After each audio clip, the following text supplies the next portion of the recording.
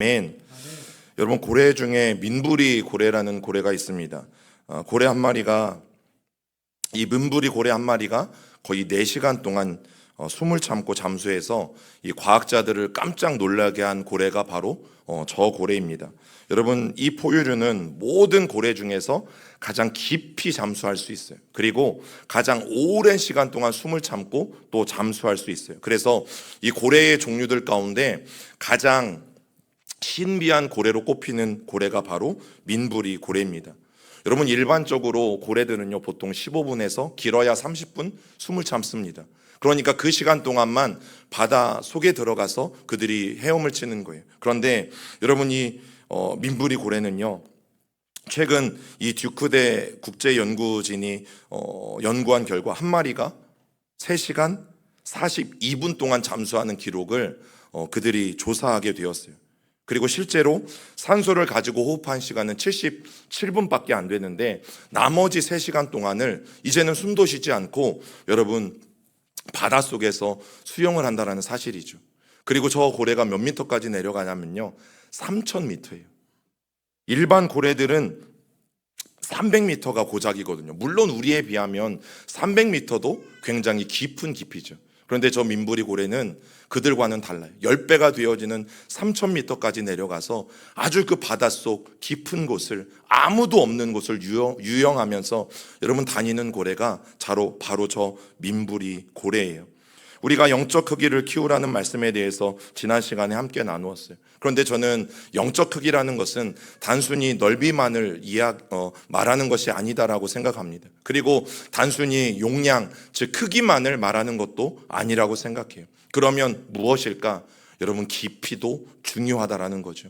영적인 크기는 넓이와 또 크기와 함께 여러분 그 깊이도 너무너무 중요해요. 그래서 영적인 크기가 크다는 것은 넓다는 것이고 또 깊다는 것이에요. 넓은 것과 깊은 것을 같이 겸비하게 되어질 때에 여러분 우리의 영성은 더 넓어지는 것이고 또 우리의 영적인 크기도 더 깊어지는 것이죠. 그렇다면 오늘 계속되는 이 말씀을 통해서 어떻게 그 영적인 크기를 우리는 넓혀가야 할까? 그리고 우리는 어떻게 그 영적인 크기를 더 깊게 우리는 만들어 가야 할까? 여러분, 그 첫 번째는 우리의 생각과 관심이 넓어져서 여러분 나라와 민족을 생각할 수 있어야 되는, 생각하는 여러분 그런 그리스도인이 되어야 된다라는 사실이에요. 여러분, 하나님께서 삼손을 부르실 때, 삼손을 태어나게 하실 때 그를 부르시는 목적이 뭐였습니까? 블레셋 사람들을 손에서 이스라엘 백성들을 구원해내는 여러분 민족의 구원자로 하나님은 삼손을 부르셨단 말이죠. 그리고 그런 삼손에게 하나님은 남들이 가지지 않는 어마어마한 능력을 부어주셨어요. 그게 바로 삼손에게만 있는 힘이었죠. 그런데 삼손의 일생을 이렇게 우리가 따라가 보면 평생을 여러분 그 힘을 가지고 하나님이 주신 꿈을 위해 기도하거나 또 하나님이 나에게 주신 사명 이루기 위해서 기도한 것이 아니라 여러분 여자 뒷공문이 쫓아다니기에 바빴다라는 사실이 1909년 10월 26일 만주 하얼빈역에서 울려 퍼진 여러분 3발의 총성, 그 총성으로 민족의 원흉이었던 이토 히로부미를 사살하고 순국했던 여러분 독립운동가 안중근 의사를 여러분들은 다 아실 거예요. 제가 몇 년 전 어느 TV 프로그램에서 이 안중근 의사의 이 순국에 관한 이야기들을 이렇게 보게 된 적이 있어요. 그런데 정말 충격적이었던 것이 뭐냐면 그 어머니의 행동이었어요.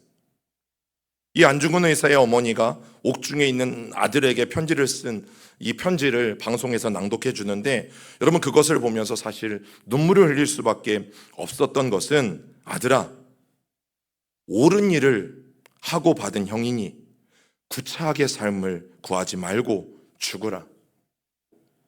대의에 따라 죽는 것이 이 어미에 대한 효도이다.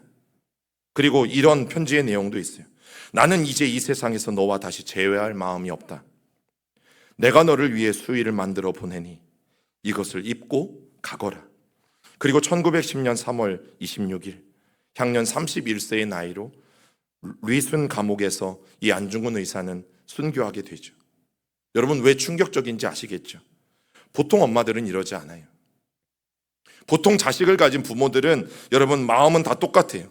짐승도 본능적으로 자기 자식을 위하게 되어져 있고 세상의 어떤 사람들도 자기 새끼를 다 보호하는데 이 안중근 의사의 어머니는 그런 본능이 없어서 이렇게 매몰차게 아들 보고 죽으라고 하는 것일까? 모정이라고는 찾아볼 수 없는 피도 눈물도 없는 어미여서 그 아들을 향해서 차라리 거기서 죽어라. 나는 너희를 더 이상 이 세상에서 볼 이유가 없다라고 말하는 것일까? 여러분, 아니라는 거죠. 그런데도 그 어머니는 지금 이 아들이 사형당할 위기에 놓여 있는데 편지 어디에도 눈물로 얼룩진 위로를 건네지 않아요. 너무나 담담하게, 때로는 너무 매몰차게 아들 보고 그냥 그 감옥에서 죽으래요. 구차하게 삶을 구걸하지 말고 네가 나라를 위해서 정말 옳은 일을 했으니 너는 거기에서 죽으래요. 그런데 가만히 생각해 보면 여러분, 눈물 한 방울 흘리지 않고 편지를 쓴 것 같지만 이 어머니가 편지를 보내고 나서 하루를 보내면서 알아 누웠을 것이라는 생각이 들어요.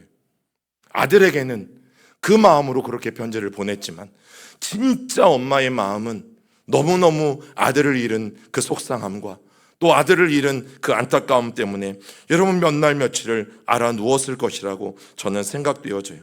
어쩌면 그렇게 매몰차게 아들을 떠나보내고 이 어머니가 죽기까지 평생을 눈물로 지새웠을지도 모르겠어요. 여러분, 그럼에도 불구하고 이 아들에게 이렇게 단호하게 편지를 쓸 수 있었던 것이 뭘까요? 개인의 안위보다 민족과 나라를 생각하는 바로 그 큰 마음 때문이었을 것이죠. 여러분, 그래서 이런 분들의 이야기를 들어보면 머리를 숙일 수밖에 없게 되어진 것입니다. 여러분, 우리는 다 하나님 나라를 꿈꾸는 사람들이잖아요.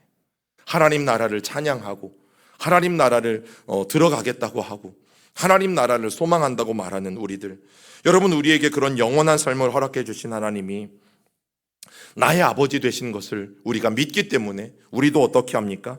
이 큰 마음을 가지고 여러분 기도해야 되는 거죠. 오늘 장로님도 기도해 주셨지만 여러분, 대한민국을 바라보면 여러분 괜찮으세요? 얼마나 이 대한민국의 현실이 여러분 답답합니까? 하나님, 이 조국 대한민국을 불쌍히 여겨 주옵소서. 하나님, 위정자들이 서로 자기 당의 이익만을 앞세워서 하나님 하루도 멀다 하고 매일매일 싸워가고 있습니다. 서로 마음을 모아서 나라를 세워가고 서로 마음을 모아서 국민들을 돌아봐야 할 이때 자기의 정당들의 이익만을 앞세워서 하나님 싸워가고 있습니다. 하나님, 그런 이 나라의 민족 그리고 하나님 그런 위정자들을 긍휼히 여겨달라고 여러분 기도해야 되지 않겠어요? 또 북한에서 신음하고 있는 하나님, 우리 동족들을 불쌍히 여겨 주시옵소서. 같은 한민족임에도 불구하고 선 하나 때문에, 그리고 그 북쪽에서 태어났다는 이유 때문에 못 먹고 굶주리고 못 살고 또 수많은 고통과 하나님의 이름, 예수님의 이름도 부르지 못하면서 그렇게 어렵게 신앙생활에 나가는 그 고통받고 있는 여러분 북한의 동포들을 위해서 기도하는 것 너무 당연한 것 아니겠어요? 여러분, 어떤 사람들은 나만 아니면 된다라고 해요. 한때 예능 프로에서 그런 말을 참 많이 했어요. 게임을 하고 벌칙이 주어지는데 거기에서 늘 벌칙에 걸리지 않은 사람들이 하는 말이 그거예요. 나만 아니면 돼. 저 사람이야 벌칙을 받든 말든, 저 사람이야 맞든 말든, 저 사람이야 굶든 말든 나만 안 굶으면 돼. 나만 등 따스우면 돼. 나만 배부르면 돼. 여러분, 혹시 하나님의 나라를 꿈꾸고 살아가는, 또 예수 그리스도로 말미암아 구원받은 하나님의 백성들이라는 사람들이 여러분 나만 아니면 된다라는 마음으로 이 세상을 살아간다면 여러분, 이것은 정말 괜찮은 것이 아니라 매우 잘못된 우리 그리스도인들의 태도라는 사실입니다. 여러분, 저는 북한은 직접 가보진 못했어요. 그런데 제가 2007년에 중국 연길에 단기 선교를 갔을 때 두만강을 따라서 쭉 이동한 적이 있었어요. 한 곳에 멈추어 서서 저 멀리 회령시도 바라보고 또 북한 땅이 잘 보이는 산까지 이 선교사님이 저희를 데리고 가셔서 북한 땅을 바라볼 수는 있었어요. 그런데 여러분, 너무 중국과 차이가 나는 거예요. 중국은 너무 잘 먹어요. 잘 살아요. 그런데 이 북한 땅을 바라보는데 산에 나무가 없어요. 진짜 풀이 없어요. 선교사님께 여쭤봤죠. 왜 그래요? 여러분, 방송에서 보셨을 거예요. 먹을 것이 없을 때 그들이 그 풀이라도 뽑아가지고 죽 써서 먹은 거예요. 나무들 다 캐서 나무 뿌리들 가지고 여러분 죽 써서 먹은 거예요. 그래서 진짜 산 하나가요, 여러분 옆에 산도 마찬가지고 그냥 벌거숭이 산이에요. 얼마나 안타까운지 여러분 그 모습들을 바라보면 여러분 그 아픔을 이루 말할 수 없어요. 여러분 그래서 우리는 어떻게 해야 합니까? 기도의 지경이 넓어져야죠. 여러분 영적인 크기를 키워야죠. 그 북한 땅 1907년 평양 장대현 교회의 그 부흥을 우리는 기억하잖아요. 그런데 그 장대현 교회가 있었던 그곳에 지금은 뭐가 있는 줄 아십니까? 네, 김일성의 동상이 세워져 있잖아요. 하나님을 예배했던 그 교회가 있었던 곳에 여러분 지금은 떡하니 사람의 우상이 자리를 잡고 있어요. 제가 너무 감사한 것은 우리 교회에 와서도 이 북한 땅을 위해서 기도하는 분들이 계세요. 그리고 북한 선교를 위해서 헌금하는 분들도 계세요. 너무너무 감사해요. 여러분 영적인 크기를 우리는 넓혀갈 수 있으셔야 돼요. 그런가 하면 이 땅에 수많은 몸이 아픈 장애우들도 많이 있고 또 그들의 가족들을 위해서도 우리가 기도해야 되고 또 경제적인 어려움을 당하는 수많은 사람들을 위해서, 이웃들을 위해서도 여러분 우리는 기도해야 되는 거죠. 작년에는 하지 않았지만 이제 올 가을에는 또 우리가 라면을 여러분들이 하나하나 정성껏 헌물해 주시면 또 그것들을 이웃들과 나눌 거예요. 여러분 은주관 박사님이, 기독교 교육학자이신 은주관 박사님이 늘 그런 질문을 교회는 해야 된대요. 교회가 왜 이 지역사회에서 존재하는가? 당신의 교회가, 당신이 섬기는 그 교회가 왜 그 지역에 위치해 있고 왜 지역에 놓여 있는지 분명히 이유를 알아야 됩니다. 그리고 그 지역 가운데 세워진 교회는 그 지역에 있는 사람들에게 칭찬받는 교회가 되어야 하고 꼭 그 지역에 있는 사람들이 필요로 하는 교회가 되어야 합니다.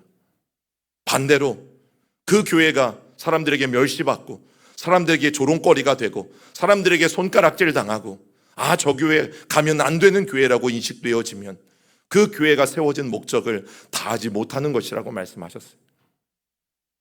여러분 하나님께서 10년 전에 이제 우리 교회를 이곳으로 또 이전해 주시고 그러면 분명히 또 이 가양동 자락에 하나님이 세워주신 분명한 이유가 있는 것이죠.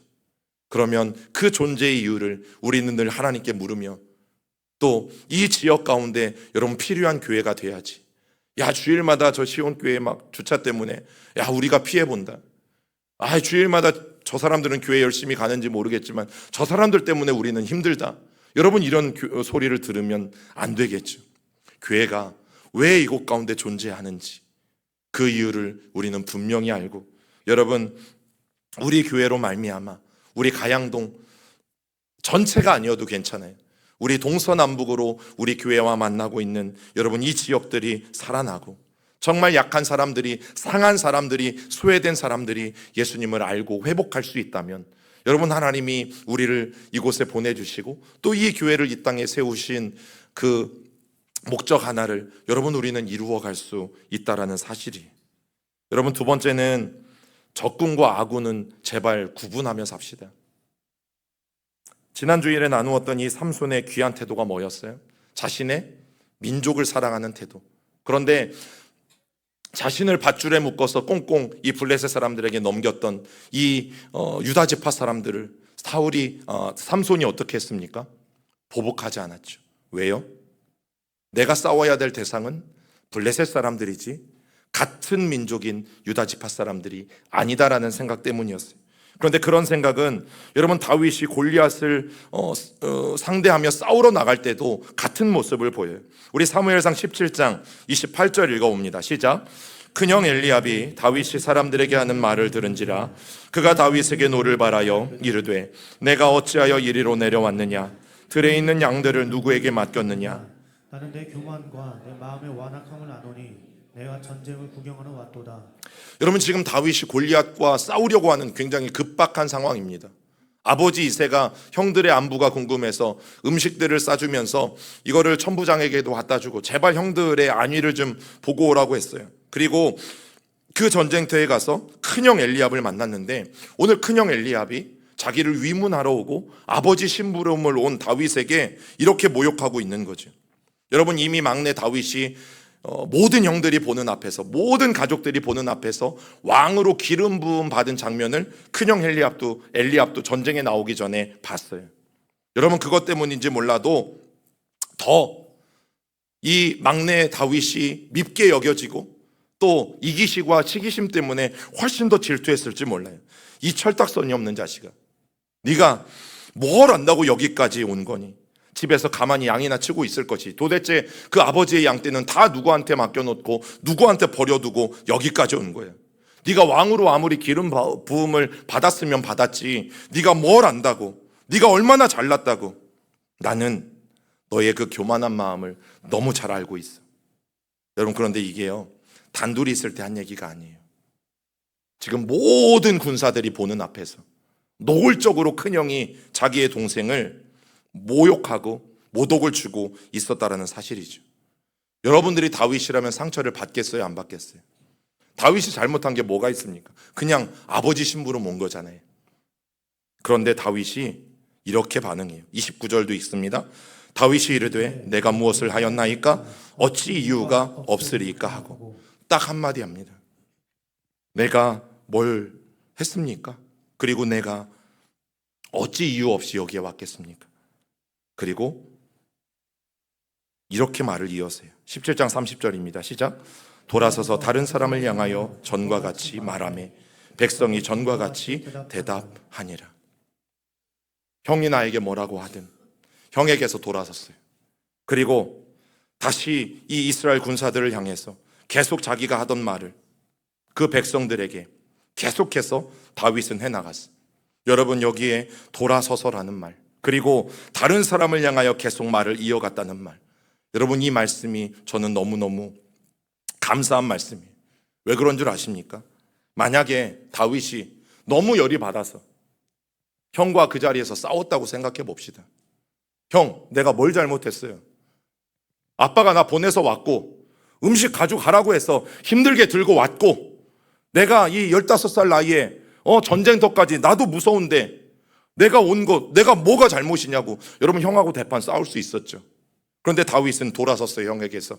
그리고 자기가 다시금 골리앗과 싸워야 하니까 그 골리앗과의 전쟁에 집중했다라는 거죠. 여러분, 그런데 오늘날 어떤 교회들은 이 원수인 영적인 골리앗 앞에서 여러분 골리앗하고 싸워야 되는데 다윗이 엘리압과 싸우는 그런 형국이 되어지는 교회가 많다라는 사실이죠. 여러분, 엘리압도 골리앗과 싸워야 되고 다윗도 골리앗과 싸워야 되는데 어떤 일이 벌어진다고요? 다윗이 형 엘리압과 싸우는 일들이, 그런 말도 안 되는 일들이 오늘날 교회들 안에 벌어지고 있다는 사실이죠. 우리가 싸워야 할 대상은 골리앗이잖아요. 우리가 싸워야 될 대상은 사단이잖아요. 그런데 오늘날 여러분, 성도가 성도들끼리 싸우고 또 목회자들이 성도들과 싸우고, 여러분, 이런 상황이 자주 벌어지는 교회들이 생각보다 많이 있습니다. 이런 한국교회를 바라보면 여러분, 사탄은 그냥 손 놓고 있어도 되는 거죠. 자기는 뭐 안 해도 돼요. 알아서 싸워주니 얼마나 감사해. 알아서 자기들끼리 싸우고 교회가 분열되니 사탄의 입장에서는 얼마나 감사해요. 여러분, 그런데 이것이 우리의 모습이 아닌지 돌아보셔야 돼요. 다윗이 왜 위대합니까?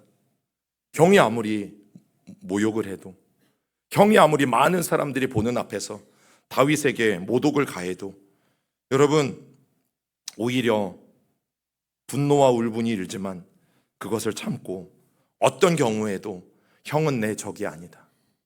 형은 내가 싸워야 할 대상이 아니다. 아무리 형이 나를 싫어하고 시기심 가운데 나를 핍박한다 해도 우리 형은 지금 내가 싸워야 할 대상이 아니라는 것을 여러분, 다윗이 분명하게 보여주고 있다는 사실이죠. 어떤 경우에도 우리 형은 내 적이 아니다. 여러분, 이게 삼손의 태도였고 이게 다윗의 태도였어요. 만약 우리가 신앙생활을 앞으로도 더 해갈 텐데 여러분, 이런 것들을 분간하지 못한다면 여러분, 사실 교회 안에 적이 얼마나 많이 생기는지 몰라요. 김 장로님이 적이 될 수 있고 또 윤 집사님이 적이 될 수 있고 박 권사님이 적이 될 수 있고. 왜요? 우리가 싸워야 될 상은 사단인데 여러분, 우리가 잘못 판단해서 나에게 싫은 소리 한마디 했다고, 또 내 마음 아프게 했다고, 내 의견 기관에서 받아들여주지 않았다고, 또 내 생각대로 해주지 않았다고, 그 상대방에 대해서 내가 나쁜 마음을 갖고 또 그 상대방에 대해서 그 마음을 풀지 않는다면 여러분, 그것은 우리가 싸움의 대상을 이 교회 안에서 만들어가는 것과 다르지 않습니다. 간혹 어떤 교회에서 여러분 당회에서 서로를 미워하고 반목하고, 또 장로님들과의 좋지 않은 관계들, 또 장로님들과 목회자 사이에 좋지 않은 관계들을 이렇게 말해오는 경우들이 있어요. 그러면 사실 너무너무 마음이 아프죠. 여러분, 그것은 우리가 마땅히 하지 말아야 될 일이에요. 그런데 어쩌다 서로 마음이 상하고 상처를 주는 사이가 되었는지, 여러분, 그렇다 하더라도 상대방은 내가 싸워야 될 골리앗이 아닙니다. 우리 옆에 있는 분들 쳐다보시면서 당신은 내 적이 아닙니다. 예, 분명하게 고백해 주세요. 앞뒤를 바라보시면서도 당신은 나의 적이 아닙니다. 여러분, 교회 안에서 이 적군과 아군을 구분하셔야 돼요. 교회 안에 적군이 그럼 있어요, 없어요? 성도들 중에 적군이 있어요, 없어요? 없어요. 우리의 적군은 누구라고요? 예, 눈에 보이지 않는 그 골리앗이에요. 그리고 우리를 회방하려는 사단이에요. 여러분, 이 사실을 우리가 분명히 잊어서는 안 돼요. 그래서 교회 안에서 우리가 신앙생활을 하면서, 여러분, 사람이 있는 곳이니까 어쩔 수 없어요. 여러분, 집에서는 안 그럽니까? 집에서도 다 그러잖아요. 조그마한 오해가 쌓일 수 있고, 또 집에서도 가족끼리 대화하다가도 서로 마음이 상할 수 있는데, 여러분, 교회라고 왜 안 그러겠어요? 교회는 더 다양한 사람들이 모인 곳이기 때문에 여러분, 교회가 어쩔 수 없어요. 그러나 이런 관계의 문제들, 관계의 어려움들이 내 안에 생기면 여러분, 우리는 그 문제를 놓고 하나님 앞에 기도할 수 있어야 돼요. 하나님, 성도와의 관계, 이 대인 관계에서 내 안에 용서할 수 있는 마음과 힘을 주시옵소서. 혹 내가 그 사람을 처음 그 관계처럼 돌아가지 못한다 할지라도 하나님, 모든 판결에 대한 그 모든 책임은 내가 하나님께 다 맡기고, 하나님 용서하라고 하셨으니 나는 오늘도 용서를 연습하고, 하나님, 나는 오늘도 용서를 입으로 선포하고, 내 마음이 허락되어지지 않아도 제가 하나님이 하라고 하신 대로 해 보겠습니다. 하나님, 그러니 내 이 마음도 넓혀 주시옵소서. 나를 위해서 십자가를 지신 그 주님의 긍휼하심으로 하나님, 그 상대방을 불쌍히 여기는 마음을 내 안에 허락하여 주시옵소서. 여러분, 이렇게 기도할 수 있는 우리 모두가 될 수 있기를 간절히 축복합니다. 그리고 마지막은, 여러분, 지나간 것은 지나간 대로 두셔야 돼요. 그리고 이제는 후회 없이 감당하기 위해서 앞을 향해서 나아가는, 여러분, 그런 삶을 우리가 사셔야 돼요. 빌립보서 13장 13절 14절을 같이 읽어봅니다. 형제들아, 나는 아직 내가 잡은 줄로 여기지 아니하고 오직 한 일, 즉 뒤에 있는 것은 잊어버리고 앞에 있는 것을 잡으려고 표대를 향하여 그리스도 예수 안에서 하나님이 위에서 부르신 부르심의 상을 위하여 달려가노라. 여러분, 저는 설교를 제가 잘한다고 생각하지도 않습니다. 근데 설교가요, 힘든 게 뭐냐면 사실 매일매일 거의 초긴장 상태이죠. 이제 설교를 교회 안에서 해보시는 분들은 아실 거예요. 그래서 제가 간혹 이제 급하게 제가 맡았던 이 교육부서 설교를 이제 못하겠다고 말씀을 장로님들께 드릴 때가 있는데, 그럴 때 우리 장로님들이 저한테 뭐라고 하시는 건 아니고, 목사님 좀 빨리 말씀해 주셔야지. 너무 지금 제 생각에는 그 정도면 빨리라고 생각했는데, 그게 뭐냐면요, 여러분, 설교에는 중압감이 있어요. 그리고 이게 아무리 열심히 준비해도, 제가 이제 토요일 같은 경우는 빨리 끝나면 저녁 먹고 와서 빨리 끝나기도 하지만 10시, 11시, 그래서 우리 중보기도 팀들 기도 소리가 다 끝나면 이제 돌아가는 경우들도 많거든요. 그래도 늘 부족해요. 그런데 어느 날은 정말 이 설교를 마치고 내려갈 때 부족함을 느끼는 날이 있어요. 그러면 그것 때문에 너무너무 괴로운 거예요. 내가 오늘 하나님의 말씀에 대해서 더 온전하게 전하지 못했구나, 또 충분히 준비하지 못했구나. 여러분, 이런 그 마음들이 사실 수시로 들 때가 많이 있다라는 사실이죠. 그런데 그 어느 날도 그랬어요. 몸도 힘들고 마음도 힘들고, 오늘도 그냥 전문 용어로 설교 죽 썼구나. 근데 어떤 분은 그러시더라고요. 때로는 목사님, 죽도 필요합니다. 왜냐하면 아픈 사람들에게는 밥보다는 죽이니까요. 또 그렇게 말씀해 주시면 너무너무 감사하죠. 그런데 여러분, 그런 날이 있어요. 제 양껏 못했다고 생각한 날도 있고요. 제 마음에 너무너무 불편한 날들이 있어요. 그런데 그때 너무나 이 감사한 게 뭐냐면, 제가 좋아하는 노래 가사가 하나가 생각났어요. 죄송하지만 찬송가에 있는 곡은 아니에요. 지나간 것은 지나간 대로 그런 의미가 있죠라는 가사예요. 여러분, 찬송가는 아니지만 이 가사 한 구절이 제 마음에 큰 위로가 됐어요. 왜 그런지 아세요?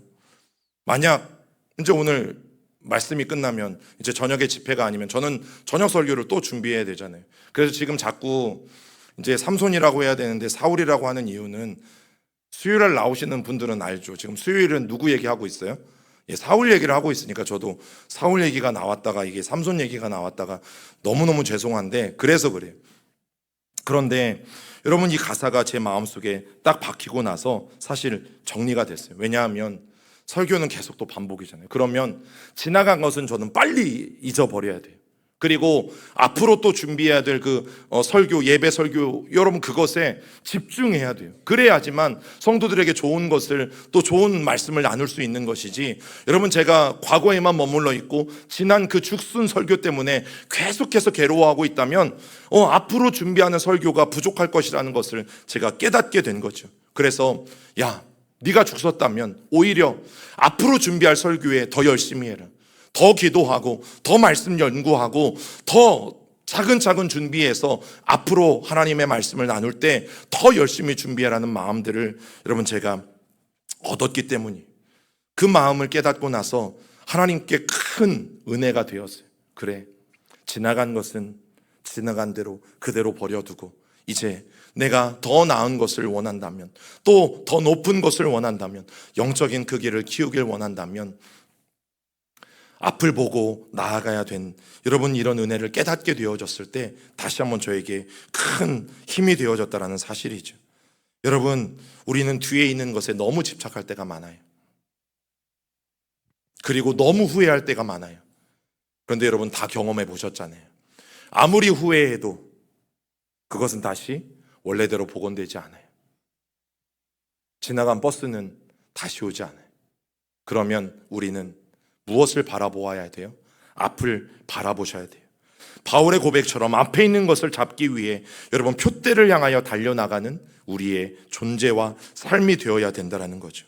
여러분, 우리가 오늘 함께 나눈 것들, 우리가 이 나라와 이 민족을, 그리고 내 남은 삶을 통해서 여러분 이웃을 섬기기 위해서 우리가 보다 더 높은 곳으로 나아가야 될 필요가 분명히 있어요. 그래서 저뿐만 아니라 여러분, 우리 모두가 지난날의 실수, 또 지난날에 지었던 이 죄악들은 다시금 하나님 앞에서 여러분 내려놓고, 또 하나님 앞에서 용서받고, 또 하나님 앞에서 여러분 회개한 것들이라면 이제는 꿈을 가지고 우리에게 새로운 기회를 주시고, 또 우리에게 새로운 날을 주시고, 또 우리에게 새 학기도 주시고, 할렐루야, 우리에게 이제 새 학년도 주시고, 할렐루야. 네, 얼마나 좋습니까? 학교를 다니는 너희들이 부럽습니다. 너무너무 부럽습니다. 여러분, 그 앞을 향해서 달려나갈 수 있는 우리 모두가 되기를 간절히 축복합니다. 여러분, 처음에 나누었던 이 민부리 고래, 이 민부리 고래와 같이 보통의 고래들이 겨우 15분, 30분 숨을 참는다면 이 민부리 고래는 4시간을 참고 여러분 바닷속을 유영하잖아요. 그것도 150m, 300m가 아니라 저 3000m 가장 깊은 곳, 어떤 생물들도 올 수 없는 그 가장 깊은 곳에서 해류도 바람도 어떤 영향도 받지 않으면서 여러분 그곳을 4시간이나 유영하잖아요. 여러분, 깊은 하나님의 임재 가운데로 들어가면 사실 세상이 우리를 어찌하지 못하죠. 그 하나님의 임재 가운데 여러분 우리가 깊이 있으면 다른 소리들은 그렇게 차단되게 되어져요. 여러분, 3000m까지 들어가면 뭐가 있겠어요? 아무것도 안 보이잖아요. 오직 바다와 나만 있는 거죠. 우리가 하나님의 임재의 깊은 곳으로 들어가면 그때부터는 나와 하나님밖에 없게 되어져요. 여러분, 그런 영적인 크기가 저와 여러분들의 크기가 됐으면 좋겠어요. 그래서 제가 부탁드리는 게 뭡니까?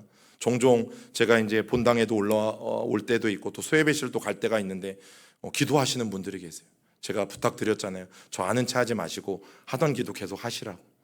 제가 그때는 막 방해가 돼서 사실 문을 조용히 닫고 나가기도 하고 또 아는 체를 안 하기도 하는데 또 기가 막히게 제가 온 걸 아시고 기도하다 말고 인사를 하시고 또 기도하는 경우들도 있어서 너무너무 죄송해요. 여러분, 그럴 때는 하나님이 먼저지 제가 먼저가 아니라고 생각해. 기도하는 시간, 하나님 만나기 위해서 오신 시간이잖아요. 그래서 여러분, 더 깊이 민부리 고래처럼 아무도 나에게 영향을 줄 수 없는 이 하나님의 품 안으로 여러분 더 깊이 들어가셔서 하나님을 예배하고 기도하실 수 있는 저와 여러분들이 되기를 간절히 축복합니다. 프랑스에 있는 갈멜스도원에서 사제로 사역했던 이 로렌스 사제의 이야기로 오늘 말씀을 마치고 싶습니다. 삶에서 꼭 큰 일만 해야 할 필요는 없다. 나는 프라이팬에 작은 달걀 하나라도 하나님을 사랑하는 마음으로 뒤집는다. 그 일도 다 끝나 더 할 일이 없으면 나는 바닥에 엎드려 하나님을 경배한다. 내가 그렇게 할 수 있는 것도 그분이 주시는 은혜 때문이다. 그리고 나서 일어날 때면 나는 어느 세상 나라 왕들보다도 더 큰 만족감을 느낀다. 설령 내가 아무것도 할 수 없다 해도 나는 하나님을 사랑하는 마음으로 바닥에서 지푸라기 하나만 주워 올릴 수 있어도 만족할 것이다. 여러분, 영적인 크기를 키운다라는 것은 우리가 더 넓은 것만이 아니라 더 깊이 내려간다라는 뜻이에요. 오늘 저와 여러분들의 삶이 더 넓게 또 더 깊게 하나님이 우리에게 바라시는 그 영적인 크기들을 키워내시는 그런 저와 여러분들이 될 수 있기를 간절히 주님의 이름으로 축원합니다. 우리 같이